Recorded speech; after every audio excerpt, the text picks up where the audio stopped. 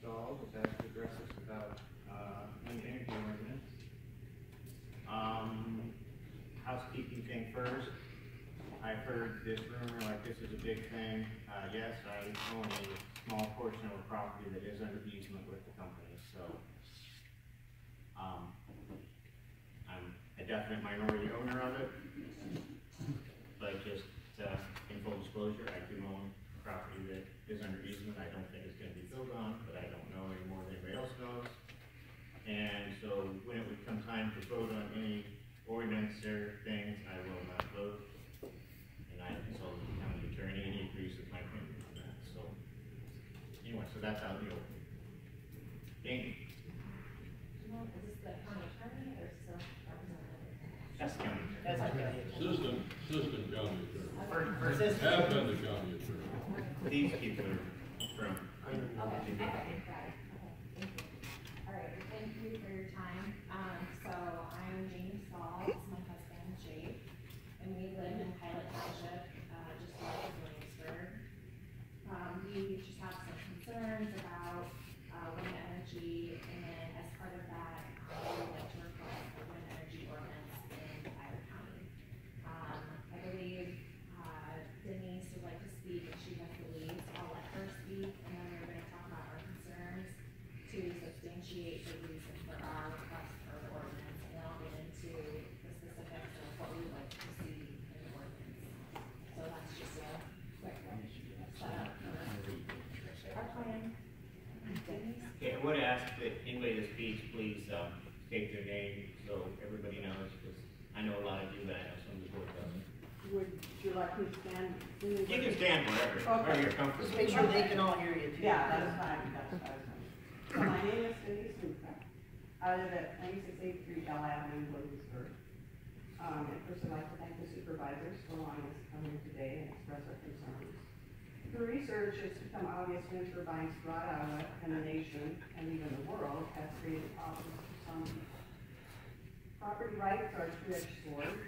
People have a right to give up control of their land or farm for the next 30 or 40 years, whatever they sign up for. If people are okay with signing over their property and energy for that long, that's okay, as long as, and let me stress, as long as it doesn't devalue property in the area, create a nuisance, make people sick, or interfere with the peaceful enjoyment of the surrounding properties. Because neighbors who choose not to participate in a wind farm project have property rights as well. Therefore, I'm asking the supervisors to draft an ordinance to protect the county, its natural resources, and its people from the negative effects of wind turbines. I have a lot of questions in here today, but because we have limited time, and there's so many who have comments and questions, I'll wait for the answers until a later time. Wind turbines have been known to interfere with radio, television, weather radar signals, and even GPS in some instances. Many of us in the county rely on TV and radio to keep track of severe weather watches and warnings. If my signal won't come in, it will create a potentially life-threatening situation for me and my family during a tornado or severe storm. And so that's one of the reasons we kind of need some kind of ordinance to address these types of situations. And if there's a county self-insured, I assume you are self-insured, you're not, you have your property. So, but there have been, and I know the wind turbine company has said that they provide some coverage. But there have been instances where wind turbines catch fire or throw blades, sometimes with catastrophic results. And so you have to be prepared to fight a fire 500 feet in the air if a wind turbine catches on fire. And then who's going to fight the fire if not the county? Somebody has to, and I guess they're relatively, what I've read is most of the time they just kind of let them burn themselves out, try to get a containment area of some type. But, you know, there's been instances where they started fires on the adjoining properties. And, you know, my husband built our home for us, and there really isn't any amount of money that you could give you to replace that if it burnt down. And then you need to have some kind of a plan to educate and train the firefighters on the wind turbine failures. It's not something I don't think our volunteer fire department has been trained to handle. And so will the supervisor required of energy pay for the training? After all, they're the ones that are going to be creating that public health hazard. And according to an Alliant Energy video, the 131-foot long blades on a wind turbine near Hampton, Iowa, have a speed of 138 miles per hour. And although they appear to be turning slowly, some turbines can even faster than that. And so over 1 million birds and bats are killed by wind turbines every year. Mostly songbirds, but also eagles are killed by wind turbines. And we also have a prairie in our area that's been used by hundreds of monarch butterflies in their annual migration south. And monarch numbers have declined in these past years. And what will be the effect of wind turbines on their population? And I think we all know the answer to that one. We've taken pictures of a threatened species of bird on our property, and I've recently shared those pictures with the DNR, who's very excited about it because he said that bird's not been reported in this area for quite a number of years now. And DNR considers a threatened species to be any species which is likely to become an endangered species within the foreseeable future throughout all or significant portions of its range, and they are protected by law. If birds that are threatened or killed by a wind turbine, there's no replacing them. You can't just go out and buy another field to replace the one that was killed by a wind turbine. The wind turbine owners are responsible for reporting these deaths to the DNR and the U.S. Fish and Wildlife Service. And as far as I'm concerned, that's rather like the fox guarding the hen house, because this information is not available to the public, and so the public will never know the damage done to our natural resources by huge industrial wind turbines. DNR's recommendations appear to be ignored in some cases by energy as they are signing people up for turbines in areas that, according to the DNR, are in need of protection. And I have a letter from the DNR that was sent that tells all the areas that they felt should be protected and why they should be protected. And it's quite a large area. And they also recommend, like, say, 5 miles away from eagles' nests and that type of thing. And we do have those in this area. So I would ask the supervisors to protect our natural resources by ensuring that Invenergy adheres to the DNR recommendations when building wind turbines in Iowa County, including studies of plants, birds, and wildlife in the area a full year before construction begins. According to the Journal Tribune, the supervisors recently voted unanimously to oppose a bill that would allow forest industry haulers on non-primary highways with loads up to 130,000 pounds, citing gradual and possible sudden failure of bridges within the county. There were also concerns raised that bridges could be subject to accelerated deterioration by increased loads, and the resolution pointed out that non-primary roads and bridges in the county serve a critical need for residents, agricultural users, businesses, schools, post offices, and emergency responders, and further degradation of the road system and its structures would cause undue harm and economic hardships to county residents. And I really couldn't have said that better myself. That's one of the big concerns, because according to the U.S. Department of Energy's publication on transportation of large wind components, one wind turbine blade can weigh 154,300 pounds. And that's at least 24,300 pounds more than the forest industry haulers cited in your resolution. And don't forget the cranes and the 30 to 50 cement trucks that will be destroying our roads and bridges for each turbine built. And they were talking at one time about 100 turbines. Roads will have to be modified. Sometimes fences may need to come out, and private property and structures may be impacted. And is that your intention? I mean, how will the property owners be notified and compensated? And will farm-to-market roads be closed during construction? And if they are, how will people be notified? You know, I mean, there's certain times of year farmers need their roads. What about dust control and drainage issues? A lot of ordinance also cite those. It's my understanding that there's a zoning ordinance that says only agricultural uses are allowed within 2 miles of the city limits of Williamsburg. Yet farmers within that area are signed up for wind turbines. And who enforces that rule? The wind turbines will affect future growth by the city within that area. And you only have to look at a 30-story tall wind turbine to see that a wind farm is an industrial use of farm grounds, not an agricultural one. The only thing agricultural about a wind farm is the word farm. Iowa County is blessed with a rural agricultural lifestyle. Iowa County is rich with farms that are more than just land. Some of these farms have been passed down for generations in their family heritage. Other counties where wind turbines have been established have taken steps to inform, protect, and include the taxpayers in the county and the citizens who will be affected. and to date, I can't see where Iowa County has done it. How will this affect the tourism in the Amendments? I mean, this affects everybody in the county, not just people in that area. If you can sign up, don't sign up. You can see these wind turbines from miles away. I agree with Jane's recommendations for ordinance that she'll present to you later on. And according to an article in the Des Moines Register, at least 21 counties have wind ordinances of some type. And these ordinances they haven't stopped wind farms from being created. The cost of ensuring public safety should fall on the wind farm developer and not the taxpaying citizens of Iowa County who elected you. And energy will be gone after the wind farm is developed. And it's the taxpaying citizens of Iowa County who will be left to deal with problems. In some instances, wind farm developers have said they pay for road repairs, but afterwards the county was expected to pay for those repairs out of the tax windfall from the wind turbines. So my advice is get it in writing. Wind farms have been pitting neighbor against neighbor and even relatives against each other. Farmers who lease land have told me they've been threatened with losing their leases if they don't sign a wind contract with Invenergy. Land is being signed up by absentee landowners, and since they don't live next to the turbines, they don't have to deal with the problems they create. I personally do not want a wind turbine next to my property line with the blades hanging over onto my property. And that has happened in other counties. I was told in a meeting in the Amana's, and by representatives trying to get me to sign an easement, that it is the intention of Invenergy to stay away 1,500 feet or even further from houses and property lines. But that doesn't always happen. And I agree with Jamie, setback should be further back, and it should be in writing.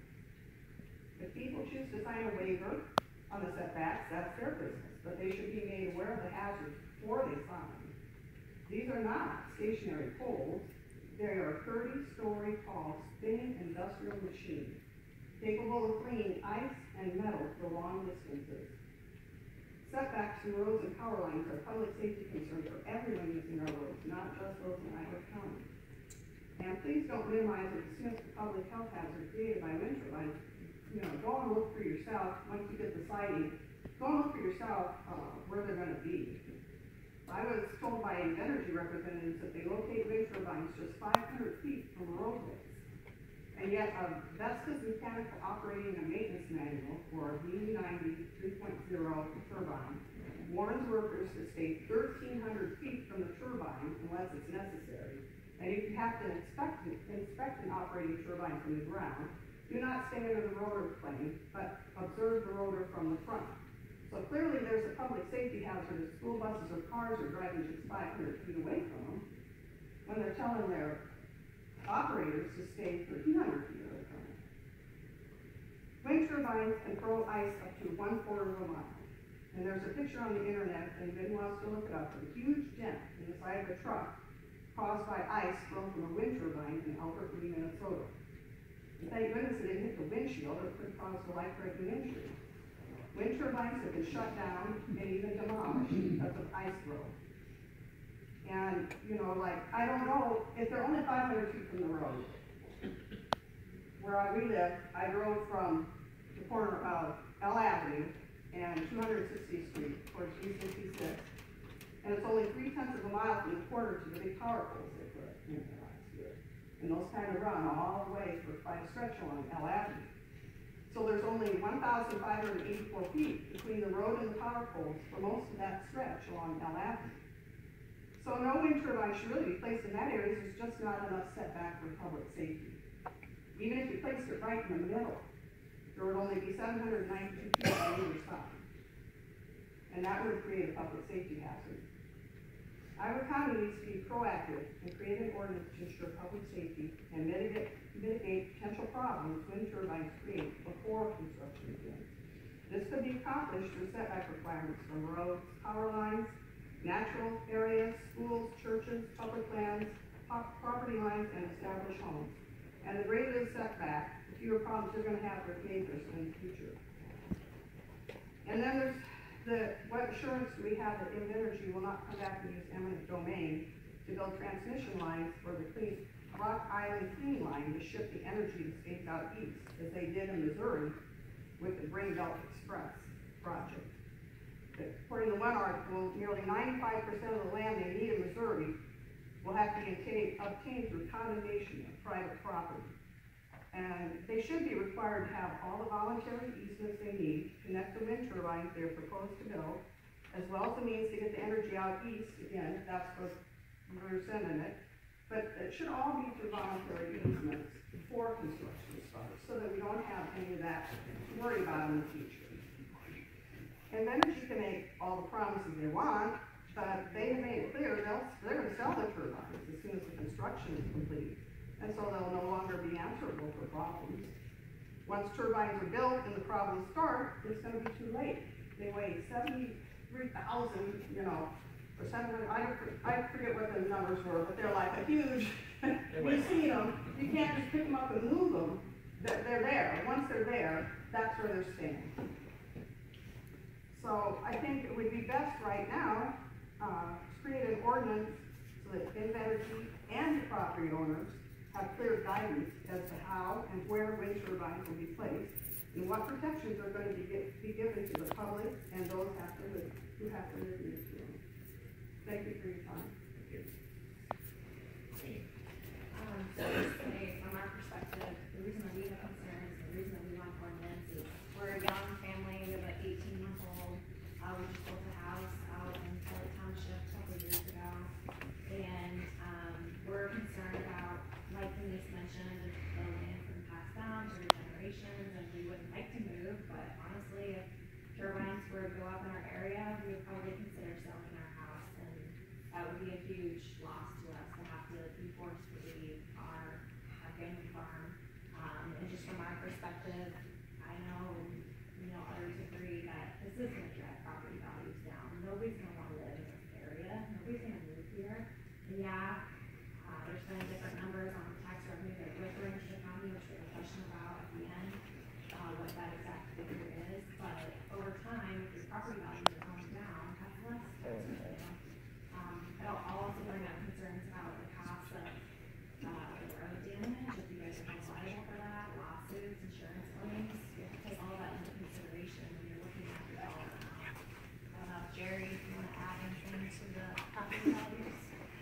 Yeah, Jerry Hansen, I live in Green Township. I found several studies on property values near wind farms. One study said appraisal journal in 2012, 20 to 50% impact on property values. Appraisal coming out of Chicago. Properties up to 2 miles away, suffer 25 to 40% loss in property value. Another study, Ontario Superior Court, with the landowners living near large wind farms suffered property values decline of 22 to 55%.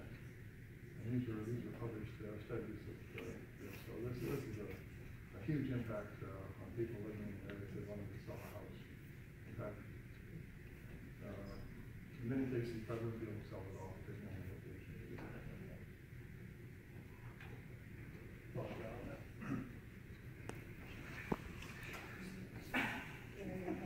Anybody else?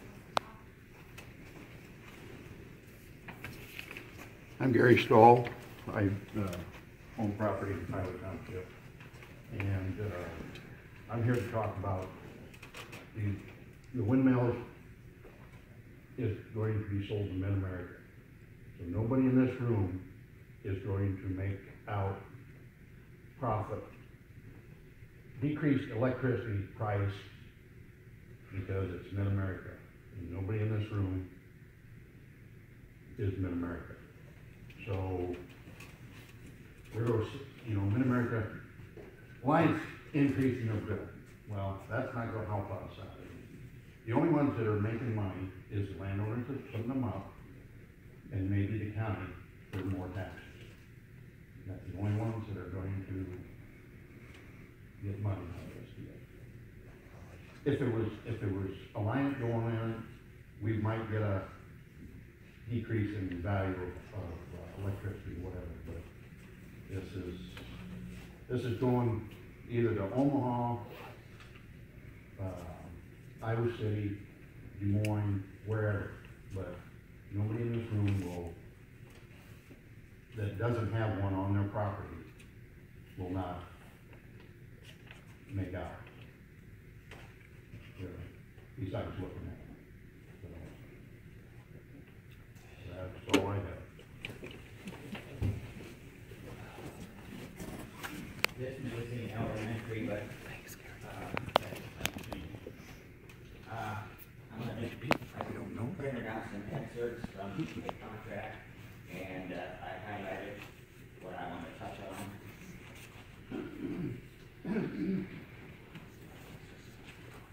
Think I'm nervous. No. No, we're both minutes, we're both in America. I gotta say what. Well, no. I'll share with One you. company, another company, but the line doesn't own. We don't own. Here at the very beginning of the contract, it seems elementary, as I said, but it says, Because they sold whereas owner ITC. owns the real estate described, and then grantee desires to obtain certain easements. What got me when I read this contract was the thing about property taxes, and, I asked, Mrs. Pope, and she steered me towards the county attorney.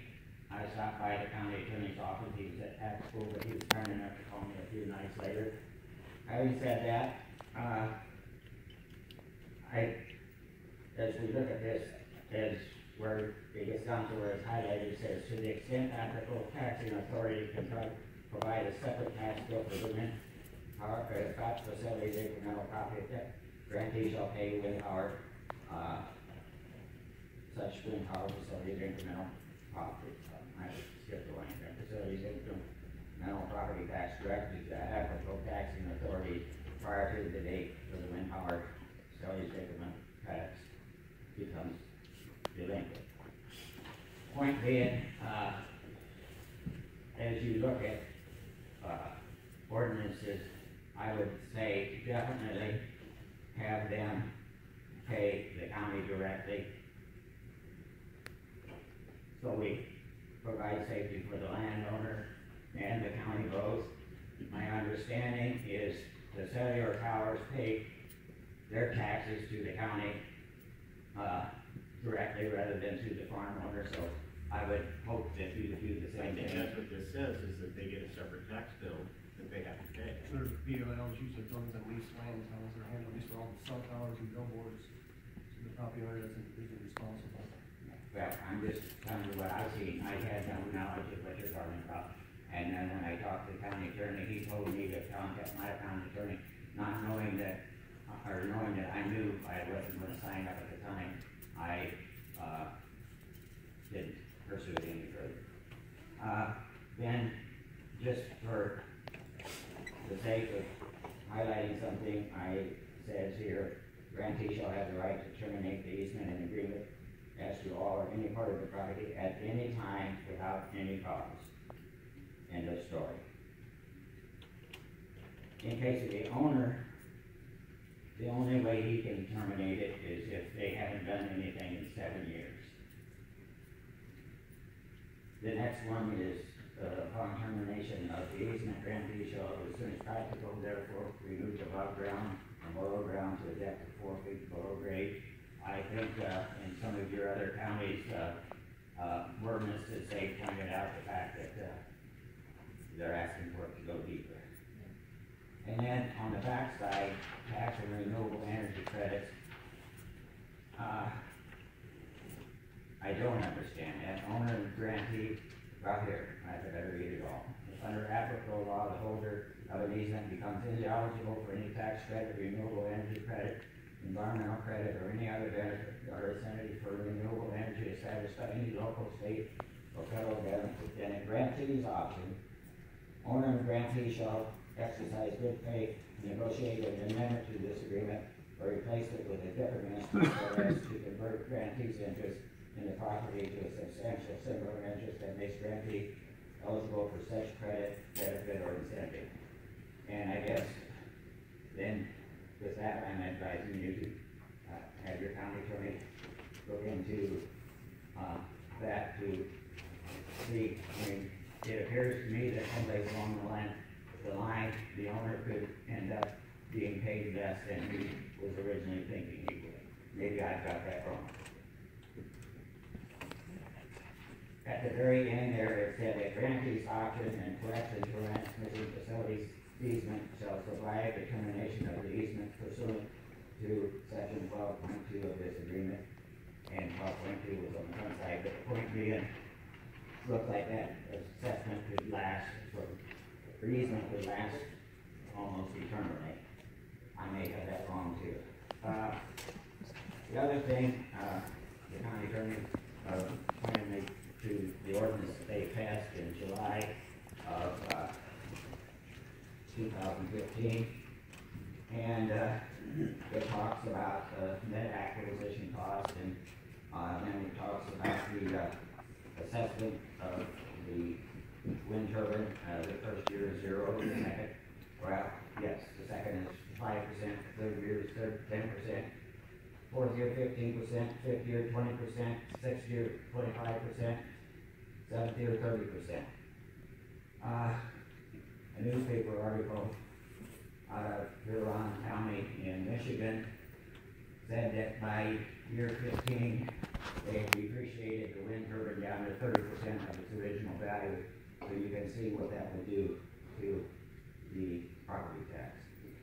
The other thing that I questioned, Section 8, repeal of such valuation of the opinion of the Board of Supervisors, conservation of this continuation of the special valuation provided under Section 4 ceases to be of benefit to the county. The Board of Supervisors may repeal the ordinance. Property value specifically valued under Section 4 prior to repeal the ordinance shall continue to be valued under Section 4 until the end of the 19th assessment year following assessment year in which the property was first assessed. My question, what happens after the 19th year? Thank you for my time. Good for you, Ken.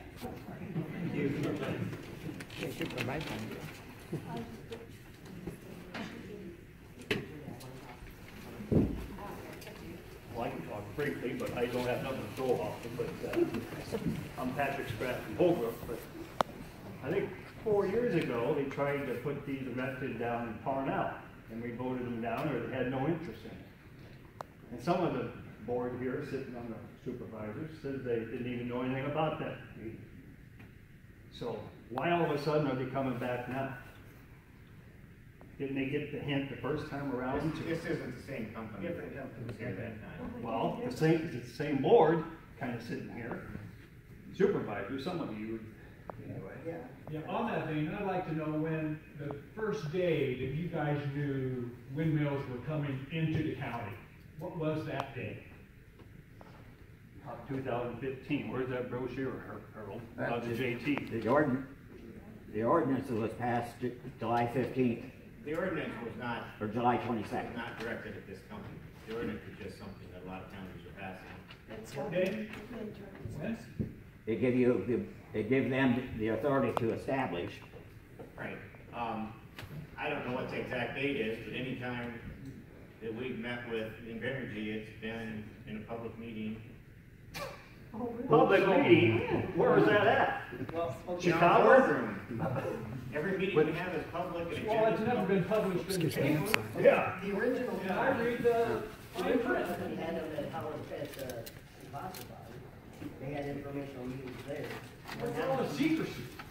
There's no secrecy. Our agenda. Did they ask you to keep it mum? No. Well, I didn't know about it until 16. How could that be? I read the paper every week. And a lot of people don't. But I did. And I still didn't know about it. They were in my neighborhood for 6 months before I even knew about it. How could that be? Okay, any meeting we had with Invenergy was held at a Board of Supervisor meeting. And what the newspapers write about those meetings is, we have no control over. I read it with in our a minutes that they written by your secretary. Yes, but approved by us. Is it posted ahead of time when you're gonna have sleep, like Yes. we were posted? Has to be posted 24 hours in advance. Well, in that vein, I have a question. 24 Why hours. was Boy, there a that's big fast. meeting, or a vote, or something like that? How could they just come in and just run right over everybody? They came into our neighborhood and divided and conquered. They kept it quiet, until they had a couple signed up, and then, well, look, your neighbor's doing it, you might as well get in on it too. Where are you from? Murrayville, just south of town. Uh, And I got another meetings in thing. Power Sheep County. They had an area. 6 months later, whatever, the area is bigger. Did they pass that through you? We did not, the agreements are between Invenergy and the landowners. The county's not involved. Well, is that right? Shouldn't we have a firewall of people we elect to kind of protect us from that kind of predatory business? Last night we had a little meeting about this thing, and they said that Waynesburg has a 2 mile ordinance. ordinance. So on the way home, I'm thinking now, where's my ordinance? Who protects me? Yeah, For living out in these the guys, country? that's who. They kept mum. Okay, well, okay, you're not giving anything positive to this conversation. So, do you have something positive to say? Well, I still have If we want- questions. What are your questions? When did, Okay, well, you answered, when did you know, first off? And did you still have contact with the company? Do they update you all the time?